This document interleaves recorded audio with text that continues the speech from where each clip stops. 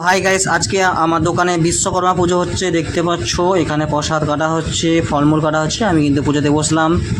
তো পুজোতে বসলাম, এই পাঞ্জাবিটা পরে সবাই কমেন্টে পরে জানাবে পাঞ্জাবিটা কেমন হয়েছে। তো ব্রাহ্মণ ঠাকুর বসে গেছে পুজো করতে, আমাকে কিন্তু খুশ করে দিয়েছে, জল ছড়া মারি নিল আমাকে। এবারে মন্ত্র পড়া শুরু করছে, মন্ত্র পড়ছে, ঠাকুরকে প্রণাম করলাম।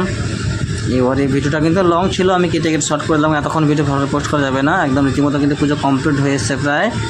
তো এরপরে কি দোকানটা পুজোগুলো করে নিলাম, ঠাকুর কিন্তু নিয়ে এসে পুজো করলাম। দেখতে পাচ্ছ প্রসাদের দোকানে প্রসাদ বানিয়েছি, সবাইকে দেবো এটা। তো এখানে ব্রাহ্মণ ঠাকুর কিন্তু হোম করছে, মানে যেটাকে হোম বলা হয়, যে নারকেল দিয়ে হোম করা হয়, সেই হোমটা কিন্তু করছে ব্রাহ্মণ ঠাকুর। দিয়ে ওই পুজোটাও কমপ্লিট হয়ে এসছে প্রায়।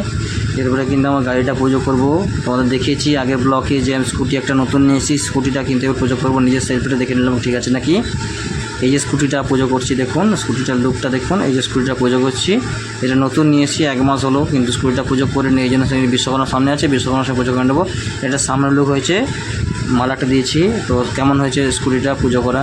তো ব্রাহ্মণ ঠাকুর পুজো করতেছে, পুরোটা দেখুন, পুরোটা একদম কমপ্লিট হয়েছে, মনের মতো পুজো হয়েছে।